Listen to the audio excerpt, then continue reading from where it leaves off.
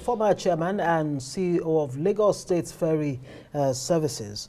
Thank you so much for joining us on Newsnight tonight. Good to see you.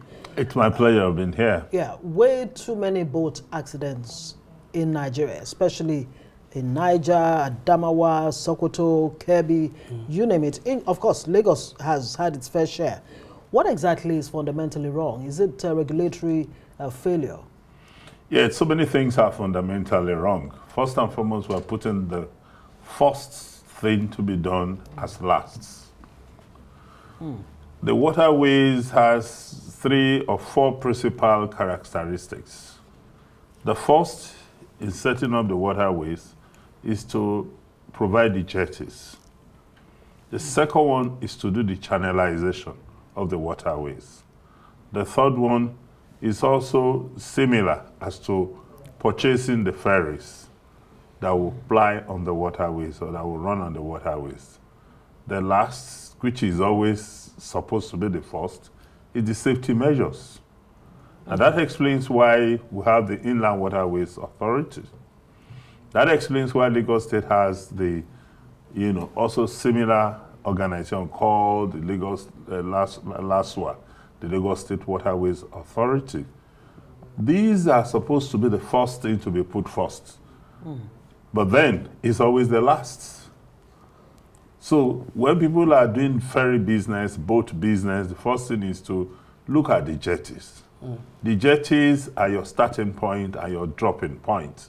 They are like your roadways, where you have bus stops.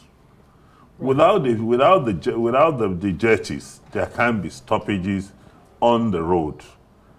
And without channelization and dredging, you have a lot of things under the water. You've had so much of wreckages that has been occasioned by sinking boats that are not removed for over years, and it takes a lot of money to do this. These wreckages are there, and so if any boat hits the wreckages, it goes down. But beyond the wreckages, it's also part of the components of running the waterways is the water mapping, lightning, so that you know the mapping tells you where there are danger points, the shallow waters and all of these things.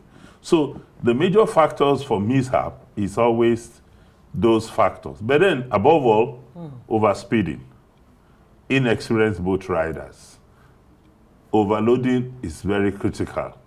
Then people in this century, it's still sad that we're still using the boat, the badi boats. But that's, of course, that's what is affordable. Yeah. That's what the local communities can afford. A proper ferry costs a lot of money. Right. But then we already have Nigerians who are already building, ferries, and they're not doing badly.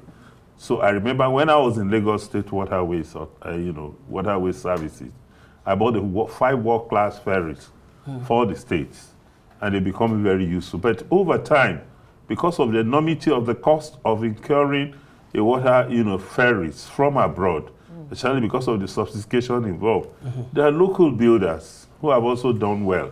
My successor has gone ahead to acquire 30 of them, of the local built ones, and they are not doing too badly. So we'll talk about the local builders later. But then what about safety measures?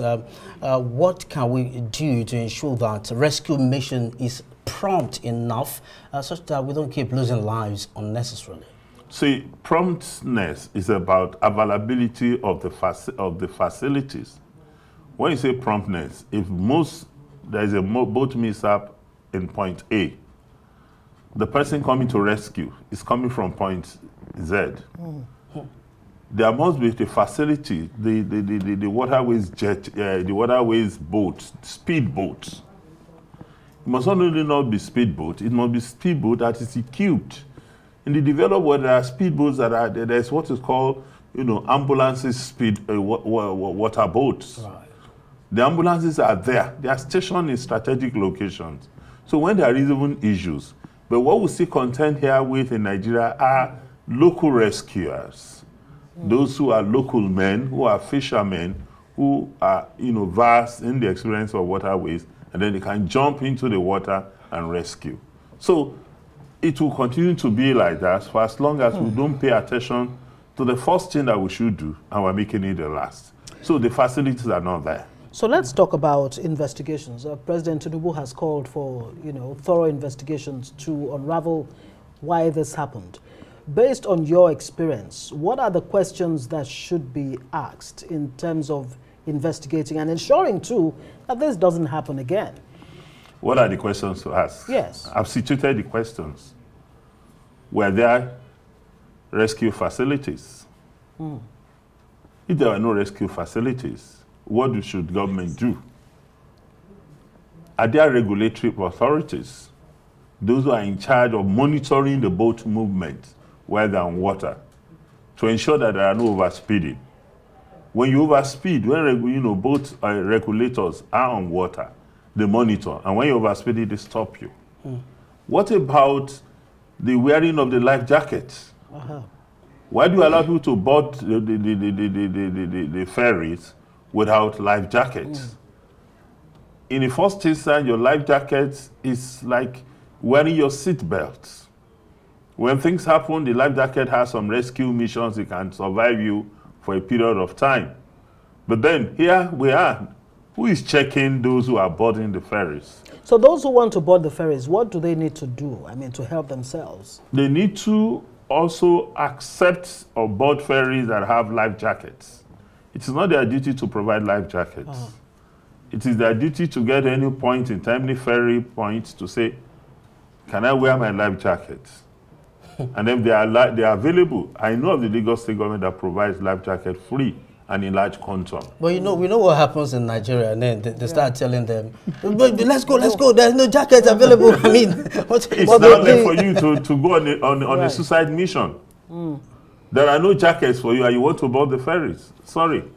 We'll have to leave it there. Thank you so much, Kalejaiye Adeboye Paul, former chairman, CEO, Lagos State Ferry Service.